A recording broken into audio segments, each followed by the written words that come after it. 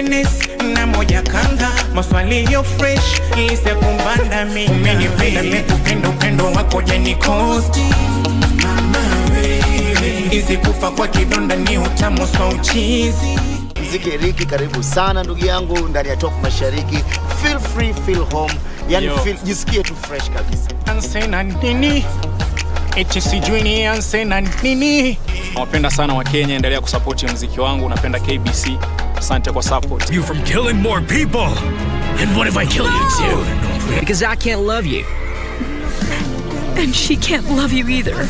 If you really love Vicente as much as you say, then why haven't you approached me for his death? Love of my life, my dear. And there's nobody who can change that, darling. Now, all we need to do is move on to the second phase of the plan. You'll love this. Because this is where you come in. You have something stuck here. Right over here. Eduardo? Don't let him get away! What's going on? Hang on real hard. Juu milimani na hata mabondeni, Radio Taifa inatamba kutamba. Sasa unaweza kupokea matangazo ya Radio Taifa loud and clear popote ulipo Western Kenya. Radio Taifa usisahau, unaweza ukatupata kupitia ukiwa Busia, Siaya, Vihiga, Mumias, Yala na maeneo yaliyoko karibu. Radio Taifa inapatikana kwenye 104.5 FM, na ukiwa Bungoma, Kakamega, Kiminini, Kipkaren na viunga vyake, pata vipindi na burudani safi kupitia 92.3 FM. Radio Taifa, sauti ya Mkenya.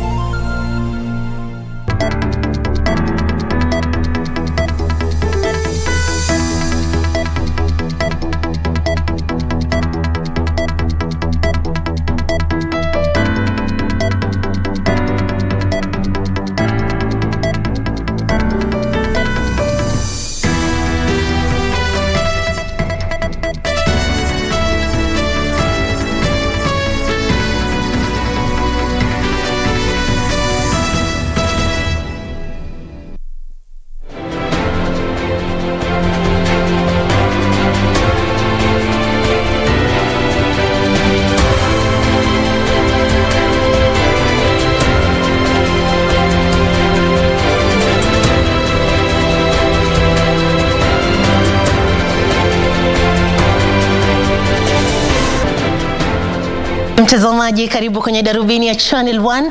Leo tarehe 12 mwezi wa 10 mwaka 2021. Kweli kabisa, na tutakueleza jinsi hali inavyoendelea katika usajili wa wapiga kura. Pia tutakueleza masuala ya IEBC, masuala ya usalama na jinsi ambavyo wazazi wanajiandaa kurejesha watoto wao shuleni. Wengine wamerudi leo, sio?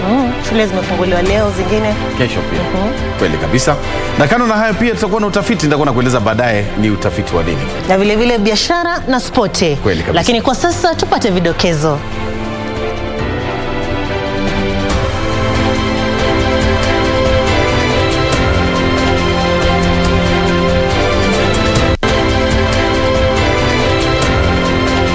That there is no agreed maritime boundary between the Federal Republic of Somalia and the Republic of Kenya that follows the parallel of latitude described in. Mahakama ya kimataifa kuhusu haki yaamua kesi kuhusu mpaka wa baharini kati ya Kenya na Somalia. Vikosi maalum kutekeleza operesheni kali kaunti ya Laikipia. Break imekuwa kidogo sana, such that we were not able to kupata pesa ambazo zilikuwa zilipe fees. Na kwa sababu hiyo tunawarudisha na madeni. Na wanafunzi warudi shuleni baada ya likizo fupi, wazazi wakilalama kuhusu gharama.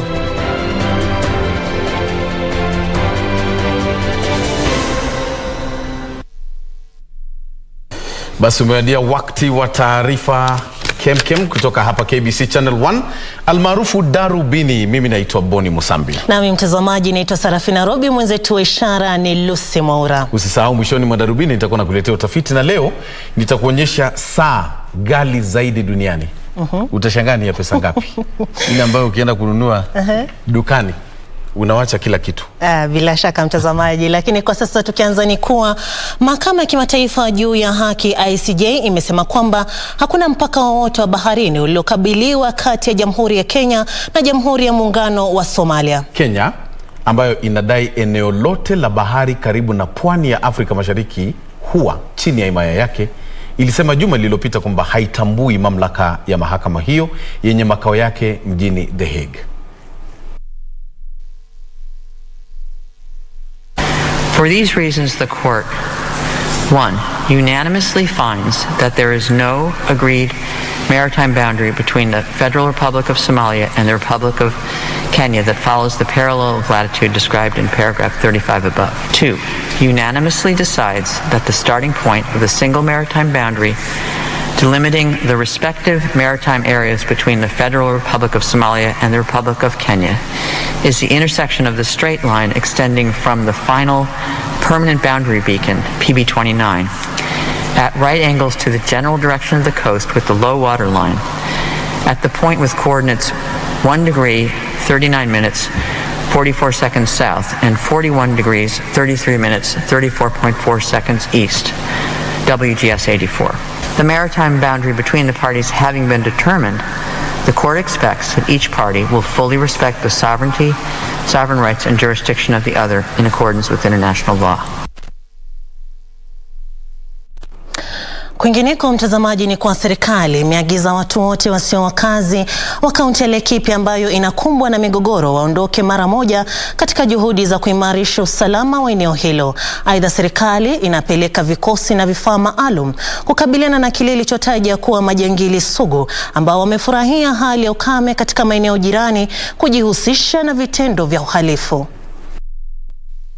Licha ya kuwepo maafisa wa usalama, wahalifu bado wanajaribu kupinga jitihada za serikali za kurejesha utulivu na shughuli za kawaida za kiuchumi kwa wakazi wa kaunti ya Laikipia. Serikali inasema inasikitisha kuona kwamba licha ya juhudi zake za kurejesha amani na utulivu katika eneo hilo, majangili sugu wameendelea kufurahia hali ya ukame iliyoko kwenye kaunti jirani kujihusisha na vitendo vya uhalifu. Katika taarifa yake, serikali imeagiza watu wote wasio wakazi wa Laikipia waondoke mara moja katika maeneo yaliyotajwa katika juhudi za kuboresha usalama. Aidha, serikali inasema vikosi na vifaa maalum vimeongezwa ili kuboresha usalama. Pia taarifa hiyo ilisema kundi maalum la makamanda watakaochunguza mara kwa mara operesheni ya kutokomeza majangili katika eneo hilo limebuniwa. Hatua za hivi punde zinajiri siku moja baada ya watu watatu kuuawa na majambazi waliodaiwa kuwa katika shughuli ya kulipiza kisasi baada ya lengo lao la kuiba mifugo kuzimwa na maafisa wa usalama. Mtazamaji, kamati ya bunge la kitaifa kuhusu haki na masuala ya sheria imelalamika kuhusu jinsi tume huru ya uchaguzi na uratibu wa mipaka nchini IEBC inavyoendesha shughuli ya kusajili wapiga kura. Kamati hiyo ya bunge inadai kuwa hakuna usawa na haki, kwani baadhi ya wadi zilizo na wakazi wengi zimepewa idadi sawa ya vifaa na zile zenye wakazi wachache. Tume huru ya uchaguzi na uratibu wa mipaka humo nchini IEBC imetakiwa hii leo na kamati ya bunge la kitaifa juu ya haki na masuala ya sheria kueleza jinsi ilivyoafikia uamuzi wa kupeleka vifaa vitatu vya kielektroniki vya kusajili wapiga kura, yani BVR, kwa kila eneo la wakilishi wadi. Kamati hiyo inataka IEBC kufikiria upya juu uamuzi huo, ikizingatiwa kwamba baadhi ya wadi zina wakazi wengi na huenda ikawa vigumu kutimiza malengo ya kusajili wapiga kura wapya milioni 6 kabla ya uchaguzi mkuu wa mwaka 2022. There's some wards where not all the BVR kits, the 3 are working. So they are less, they're not even 3, so they are less than 3.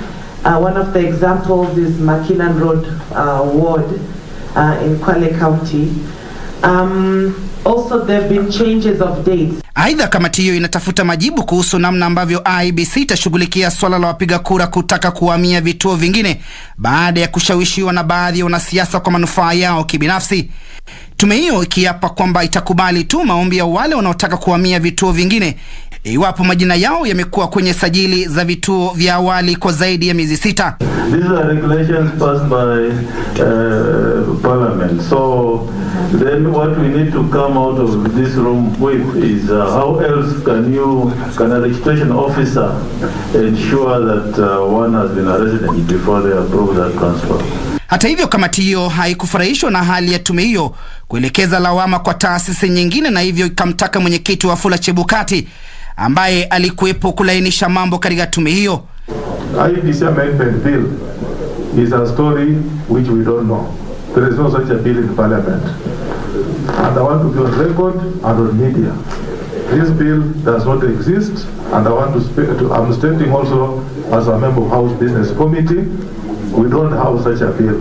Badala yake Chebukati alirejesha lawama kwa bunge akidai baadhi ya miswada itakayoongoza uchaguzi mkuu wa mwaka 2022 bado haijashughulikiwa na hali muda unazidi kuyoyoma. As we speak now, there's no law guiding boundary limitation. The law which is there is spent. It was spent with the first review in 2012.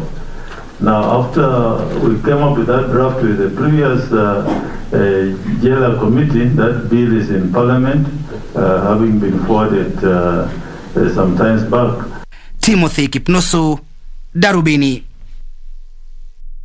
Na mtazamaji, na kwenye masuala ya elimu ni kwa shule kote nchini zimerejelea masomo kwa muhula wa pili mwaka 2021 chini ya tandavu ya corona, huku wazazi wakielezea changamoto kupata karo ya shule kwa watoto wao. Jumanne wanafunzi walifurika vituo vya mabasi kurejea shuleni, huku wahudumu wa matatu wakiongeza nauli maradufu. Jumanne asubuhi hii ndio iliyokuwa taswira katika sehemu tofauti za nchi, wanafunzi wakisafiri kurudi shuleni. Ni baada ya likizo ya wiki moja tu chini ya mpango maalum wa Wizara ya Elimu kurejesha kalenda ya shule katika hali ya kawaida baada ya wanafunzi kusalia nyumbani kwa kipindi kirefu mwaka 2020 ugonjwa wa corona ulipozuka. Hapa wahudumu wa matatu waliongeza nauli maradufu. Ile shida yako ni shida magari. Sababu ukiangalia kwa stage hakuna watu wako wengi, lakini magari yasiko. Na leo siku nzuri. Fare imepanda sana. Sisi leo tunalipa 1000 na tunalipaga 500. Tumesinywa kidogo. Kulingana na wahudumu hao, ongezeko la nauli ni jambo lililotarajiwa kutokana na idadi kubwa ya abiria. Na demand ikienda juu mpaka bei nayo ipande. Inaendanga tu hivyo kwa biashara. Kama saa hii sasa tumeongeza karibu 100%, from 500 tunacharge 1000. Hata hivyo, wengi wa wanafunzi hawakufanikiwa kufika shuleni kwa wakati. Baadhi ya wazazi wameelezea changamoto za kifedha zinazowakumba kukidhi mahitaji ya mpango wa serikali wa kurejesha masomo katika hali ya kawaida. We used to know that after 3 months we pay fees, after 3 months we pay fees, but now it is like they come home 1 week, they're back in school. It's so confusing. Time ya shule kufunguliwa ilikuwa very short. Pesa hakuna. Hata hatujatafuta pesa, unatuma tu mwanafunzi, unaongea na maybe principal akuwekele kwanza kidogo ndio at least upate do. Challenge imekuwa kwamba fees imepanda na tena break imekuwa kidogo sana, such that we were not able to kupata pesa ambazo zilikuwa zilipe fees. Na kwa sababu hiyo tunawarudisha na madeni. We hope hawatarejeshwa nyumbani tena. Wanafunzi watasalia shuleni hadi tarehe 23 mwezi Disemba watakapokamilisha muhula wa pili. Kamchemenza, Darubini. Leo mwishoni mwa Darubini nitakuwa na kuonyesha saa gali zaidi duniani, Sarafina. Unajua kwetu Kenya nimekuwa nikisikia watu wakizungumzia saa za shilingi 1100, 1200. Hizo ngali. 1500. Lakini nitakushangaza nitakapokuonyesha saa gali zaidi duniani na nikwambie ni ya pesa ngapi. Usende mbali.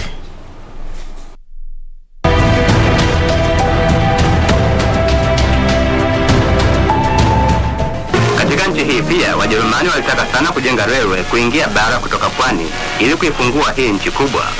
Shida ya biashara ya watumwa ilikuwa hata mbaya kuliko vile ilivyokuwa katika Kenya na Uganda.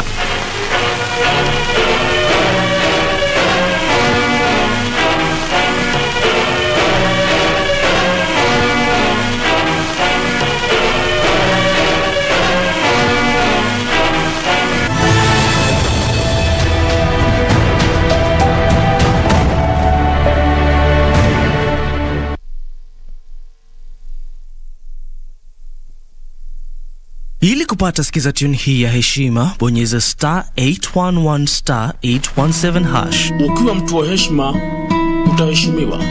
Ukiwa mtu wa kupeana, nawe utapewa. Ukiwa wewe ni wa kudharau wengine, utadharauliwa. Ukiwa wa chuki, malipo ni yale yale. Ikiwa wewe ni mtu wa haramu, vile vile itakupata tu. Na kama wewe ni mtu wa kushauri kwa hekima, hautawahi kosa. Kama wewe ni mtu wa watu.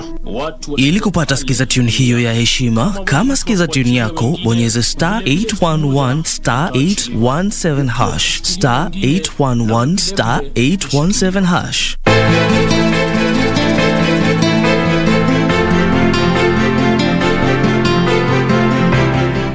Unazungumza nini na maadui zetu wewe? Ndio unipige kibao. Wajua nilikuwa niko karibu tu kupatana na Leo. Yeye nifuatafuata na isiyo kunimaliza kabisa. Watoto wa dadangu hata sijui kama ni wake. Umaanisha nini? Huoni kwamba wakati umefika wa kuungana na mimi? Umemwambia nini baba ulipoongea naye? Nothing. Ana? Piki inaendelea hapa. Haijalishi kinachoendelea.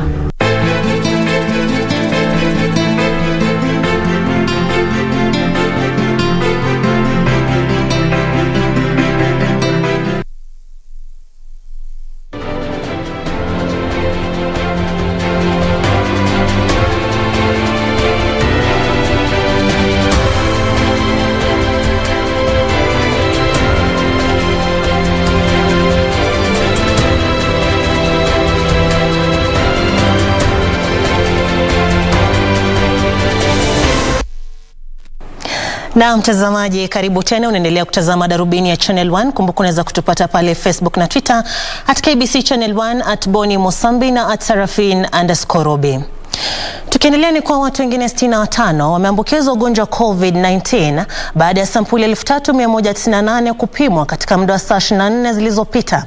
Wizara ya Afya imesema kuwa kiwango cha maambukizi hayo sasa ni 2%, huku takriban watu 251,313 wakiwa wameambukizwa ugonjwa huo nchini baada ya kupimwa kwa sampuli 2,613,052 tangu kuzuka kwa ugonjwa huo nchini zaidi ya mwaka mmoja uliopita.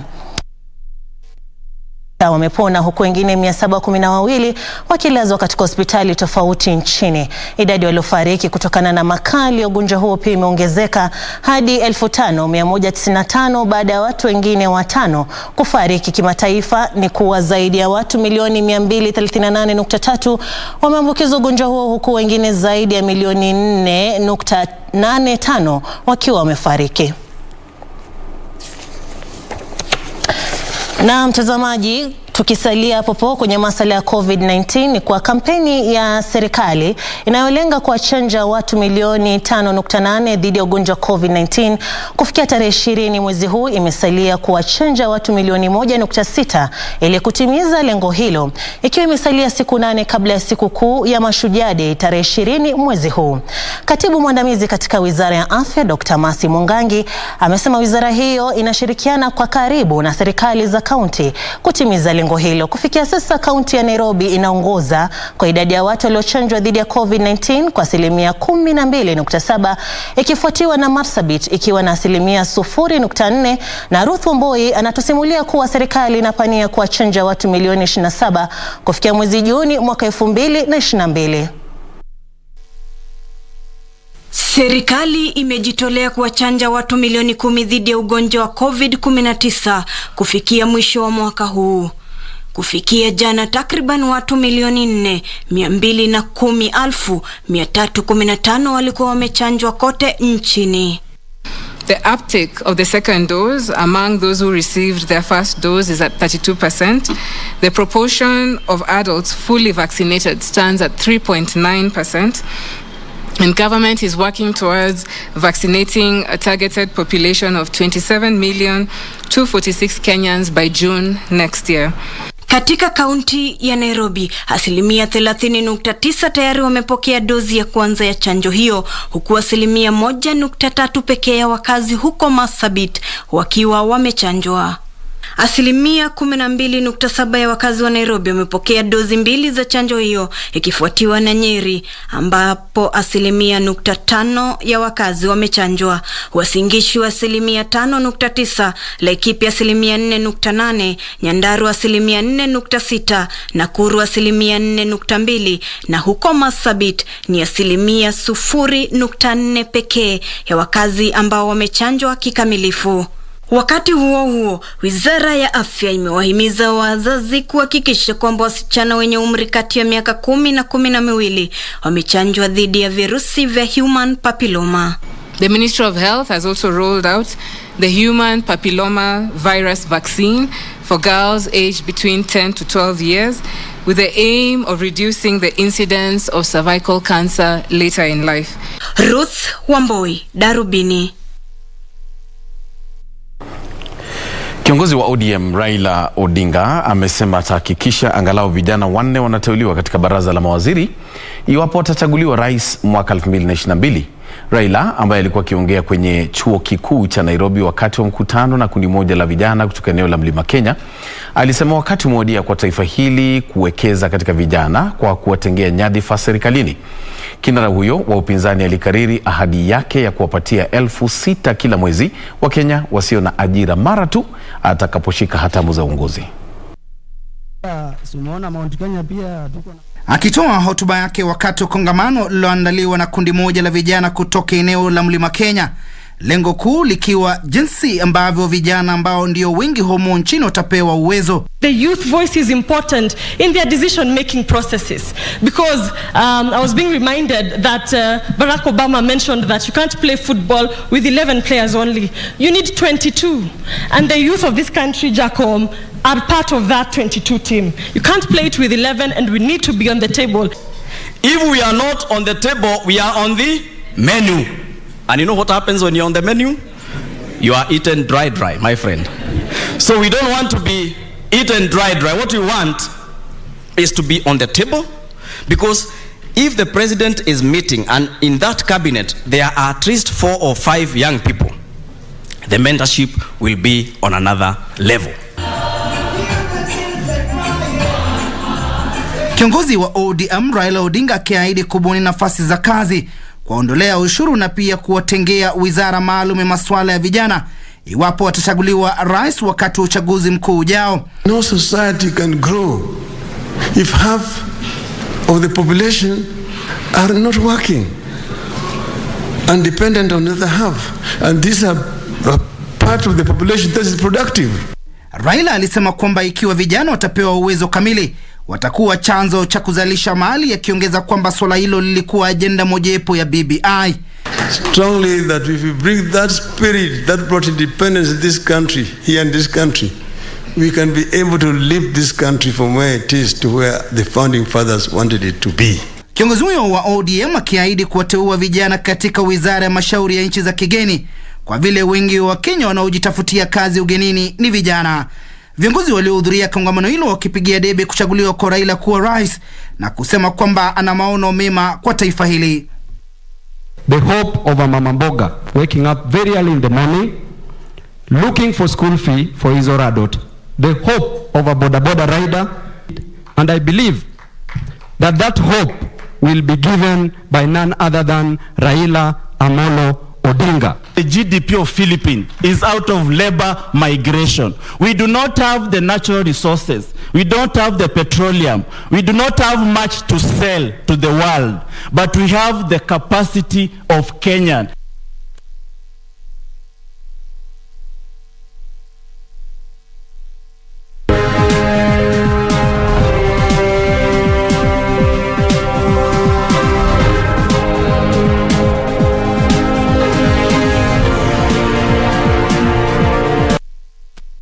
Na mtazamaji, kwenye safu ya biashara ni kwa Kenya na Marekani zimetia saini mkataba wa kupiga jeki sekta ya kibinafsi ambao utapanua biashara na uwekezaji baina ya nchi hizo mbili. Rais Uhuru Kenyatta alishuhudia kutiwa saini kwa mkataba huo baina ya chama cha wadau wa sekta ya kibinafsi humo nchini na baraza la kampuni za Marekani zinazotekeleza biashara barani Afrika kwa minajili ya kukuza uhusiano wa kibiashara kati ya Kenya na Marekani.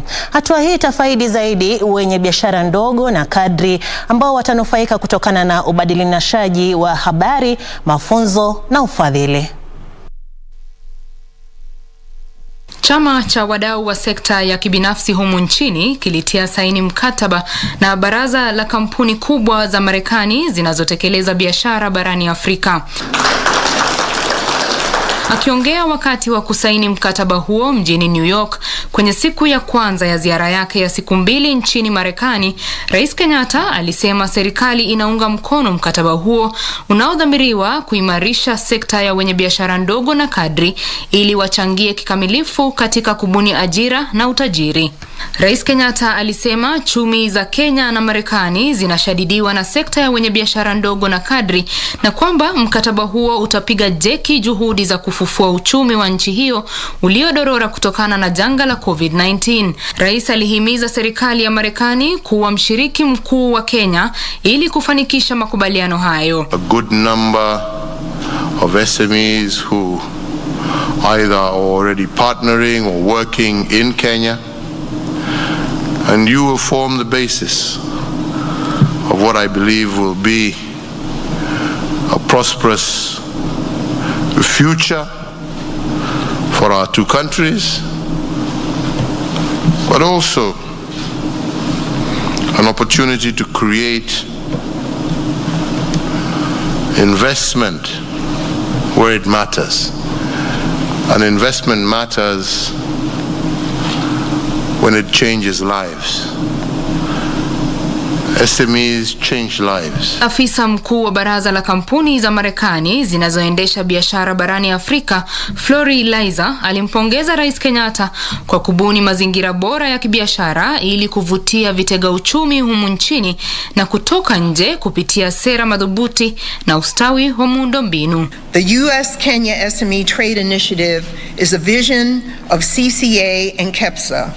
And the concept for this initiative came from a desire that Carol and I both have to take concrete steps to scale up US-Kenya trade, recognizing that SMEs are a driving force. Afisa mkuu mtendaji wa chama cha KEPSA, Carol Karioki, alisema lengo la chama hicho ni kufanikisha ustawi wa sekta ya wenye biashara ndogo na za kadri kwa kuhakikisha inavuna pakubwa kutokana na soko kubwa la Marekani na pia ujuzi wa kibiashara na uwekezaji kupitia mkataba huo.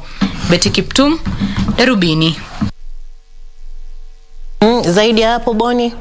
Zaidi hapo sasa ni biashara, kisha spoti, kisha utafiti. Watu wengi naona wanasubiri sana kuona hiyo saa ghali zaidi duniani na ni ya pesa ngapi. Hiyo itakushtua, hakikisha kwamba utakuwa umeshakula chajio kabla hujasikia hiyo. Hayo usiende mbali.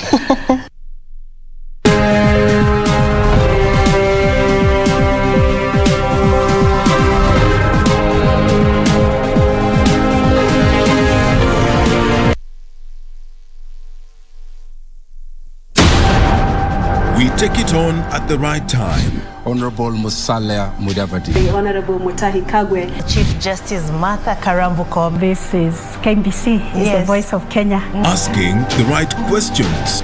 I don't know how it made you feel as speaker who is presiding over a house where members can be compromised with 10,000 shillings.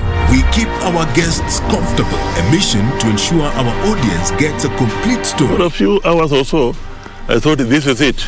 My end has come. If really we want an end of this pandemic, we must fight. Our goal, to tell it as it is for the benefit of our viewer. And I'm sure we will have good discussions. All right. That will make probably your viewers understand KDF better. With 21 radio outlets. During a live interview on KBC TV, Chief of Defense Forces General Robert Kibosh. Jaji mkuu kwa mara ya kwanza katika mahojiano yake ya kipekee na runinga ya KBC Channel 1. And 2 TV stations covering over 90% of the entire country. The message always gets home. KBC, the home of on-air TV interviews. Do you have a news story to share with KBC? Get in touch swiftly on email newsroom@kbc.co.ke, call 0723-892-654 or 0734-780-124.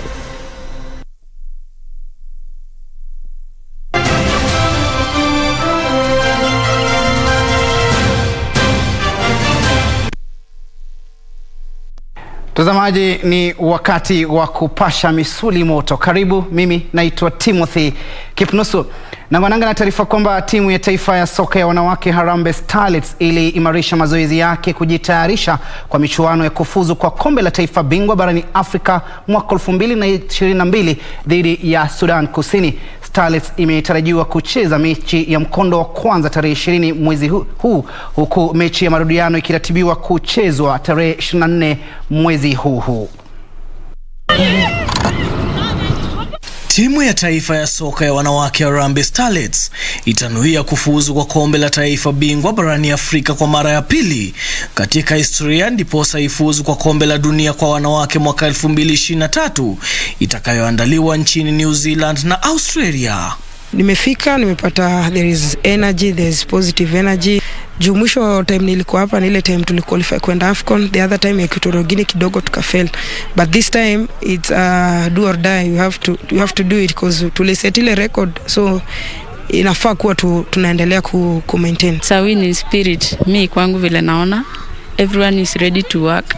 Kila mtu anapigania na jikaza, anataka kupigania nchi yake. Wakati huo Dorcas Shikombe, Mwana Halima Adam na Elizabeth Wamboi bado hawajaripoti kwenye kambi ya mazoezi, kwani tayari wanahudumia vilabu vyao.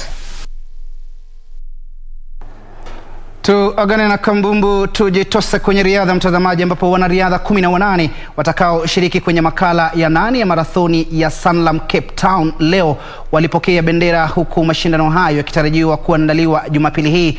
Makala ya mwaka jana hayakuandaliwa baada ya kuvurugwa na mkurupuko wa virusi vya corona. Tazama.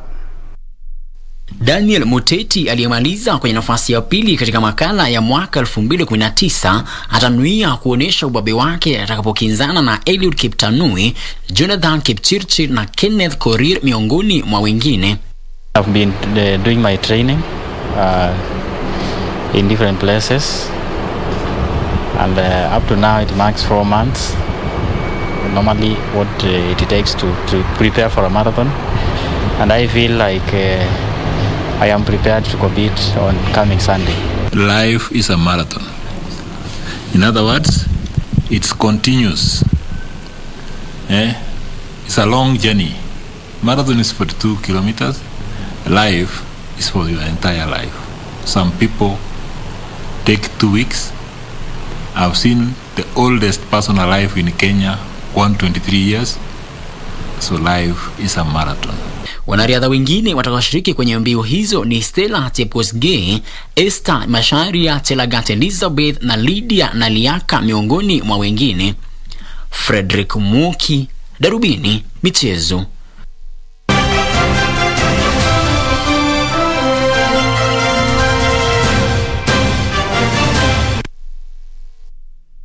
Ni hayo tu kwenye habari za spoti. Naitwa Timothy Kipnusu. Tucheze tena hapo kesho. Kwa sasa ni wakati wa utafiti, ambapo hii leo na Boni Musambi anaangazia saa.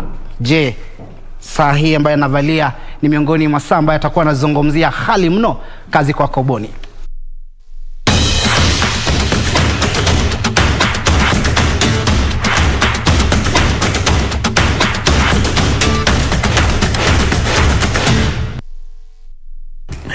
Sidhani Kipnusu hiyo yako na hii yangu, hata ya Sarafina zote zikiwa kwa pamoja, zinaweza kufikia saa ghali zaidi duniani. Amini usiamini mtazamaji, hii ndiyo saa ghali zaidi duniani. Kama unavyoona, saa yenyewe ukiangalia bei hapa ni dola milioni 55. Yaani pesa za Kenya ni shilingi bilioni 6. Bilioni 6. Sasa saa hii inajulikana kwa jina Graph Diamonds Hallucination.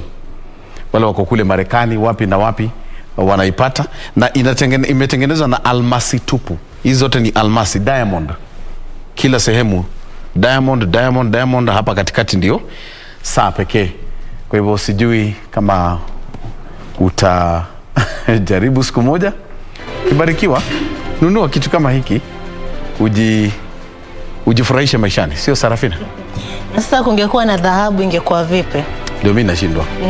Lakini almasi unajua zikuwa nyingi hivyo, gharama yake lazima iende juu zaidi.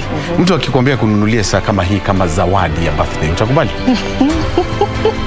Mwanzo unaichukua, sasa uwezi ukakataa zawadi. Zawadi unachukua, alafu sasa utakachofanya na hiyo zawadi ndio muhimu. Ama namwambia badala ya kuninunulia saa ya milioni 6, nipe tu milioni 1 na uninunulie saa ya shilingi 30,000. Hapo unaichukua, alafu sasa wewe mwenyewe ukitaka tena kuiuza ifanyie mambo yako, alafu sasa wewe mwenyewe ujinunulie hiyo ya milioni 6. Bilioni. Bilioni. Hii ni saa ya bilioni 6. Bilioni. Hizo pesa nyingi sana. Kweli kabisa. Asante kwa kuwa nasi. Tunashukuru kwa kutazama Darubini ya Channel 1. Tufanye vivi hivi wiki ijayo. Naitwa Boni Musambi. Na mimi mtazamaji naitwa Sarafina. Robi mwenzetu wa ishara amekuwa ni Lucy Maura. Kuwa na usiku mwanana.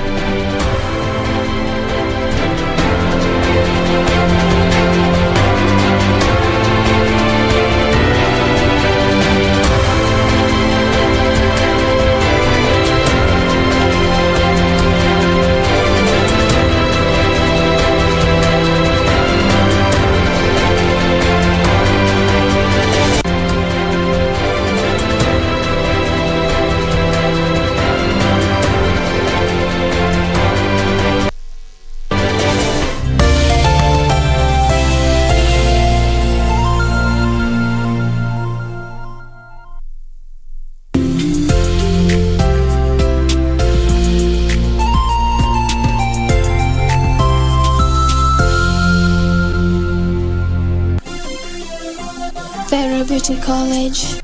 Vera Beauty and Fashion College, with branches in Nairobi, Eldoret, Thika and Meru.